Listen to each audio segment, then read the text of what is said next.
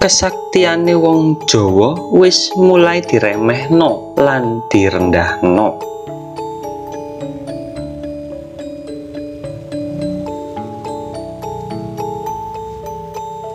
Ora mung kesaktiane, nanging ya budayane, adate, keyakinane lan kepercayaane.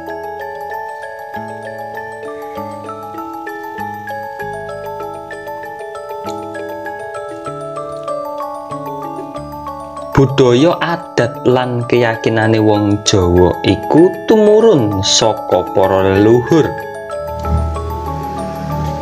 sing diolehi saka tirakat lan olah rasa.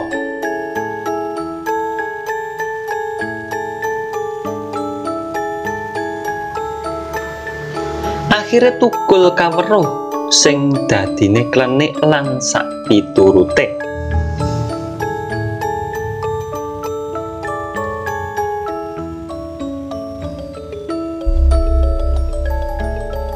Nanging menungso sing mung karek ngunduh wae ora gelem nurut lan manut,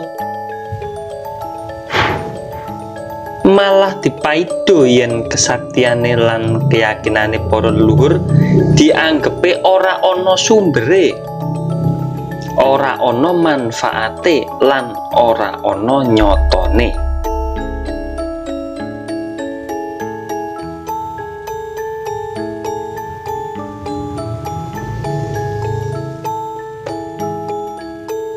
Merga pancen ora bisa dinalar lan ora bisa dideleng nganggo indra mripat.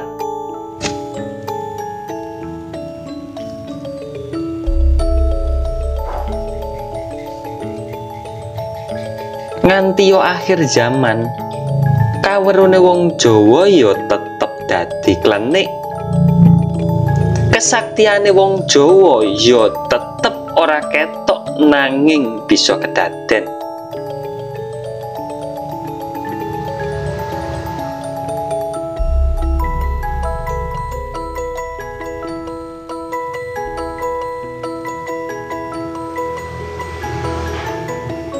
Merga iku kabeh sifate mistik.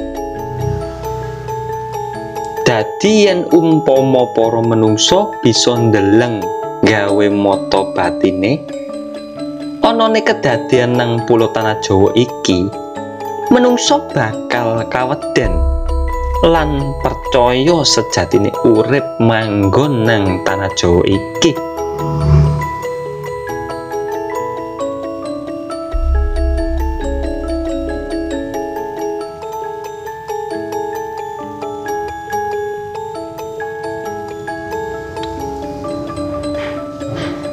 Wong Jawa wis padha ilang karo jati dirine.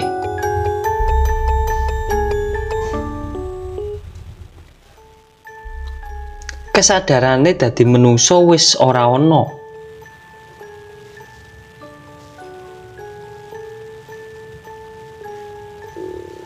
Ilmu kesaktian sing turun-tumurun iki wis ora diakoni. Contone para pawang udan. Yen ana wong sing maido yen pawang udan iku ora ana sak temene,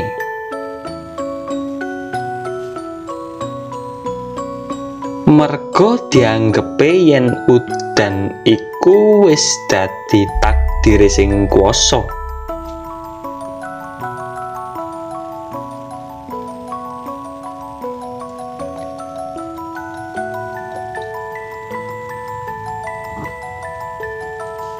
Menungso iki wis padha keblinger lan cetek pemikirane.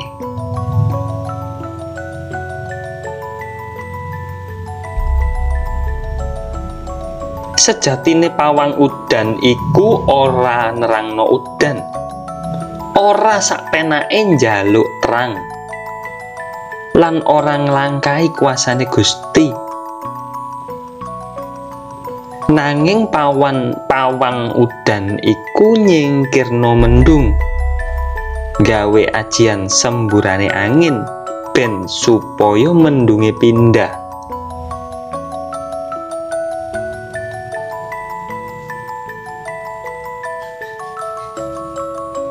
Nanging yen udan ya tetep udan, ora bisa dibantah. Merga iki wis dadi kuasane pangeran.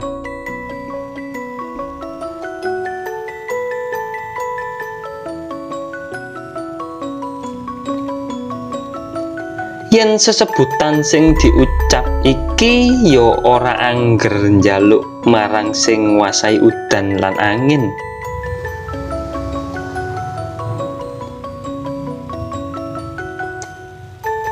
Gusti kang Maha Agung iki nduweni perantara sing istilahe wong Jawa ya iku kabeh nang jagat raya iki ana kedanyangane.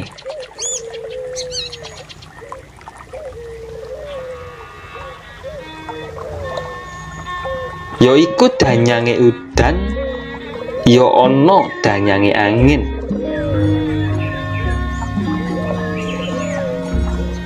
Mula iku wong Jawa nduweni etika yen arep nyingkirno udan.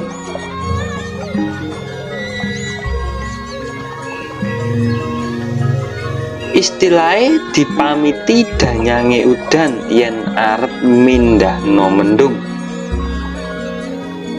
Banjur disambat danyange angin supaya bisa ngelih arah mendunge.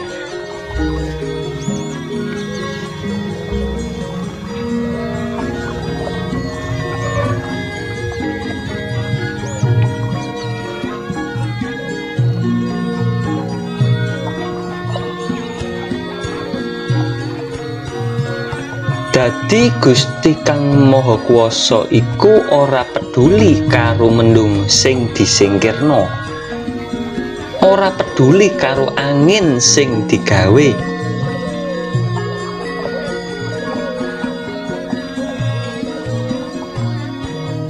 Dadi yen ana udan nganti banjir lan ana angin nganti ngrubuhna omah, iku dudu kuasane Gusti.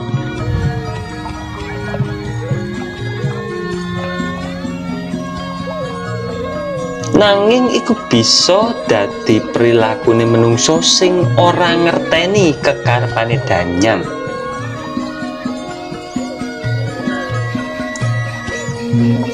Lan akhire para danyang-danyang iki dadine nesu marang para menungso.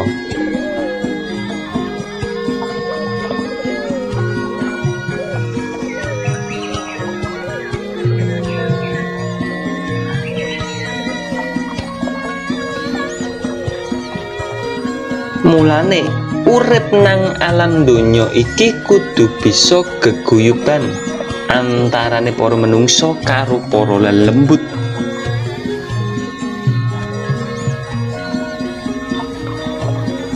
Yen para menungso duweni etika, para lelembut ya bakal melu duweni etika.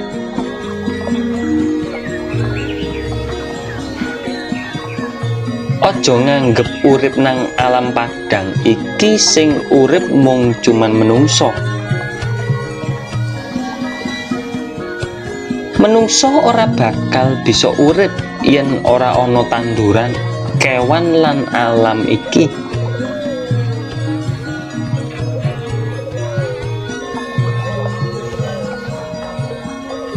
Kabeh ciptaane Gusti iki ana manfaate gawe para menungso.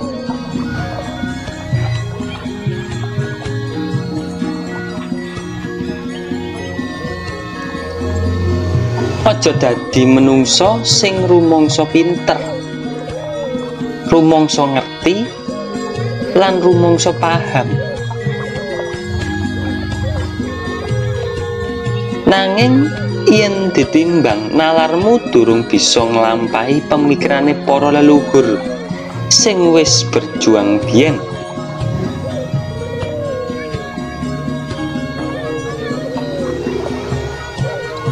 Para leluhur nduweni rasa welas marang anak turune. Mulane direwangi tirakat ora tau mangan lan turu. Gawe golek kasempurnaning urip. Supaya besok anak turune bisa mangan enak lan gampang golek sandang pangan.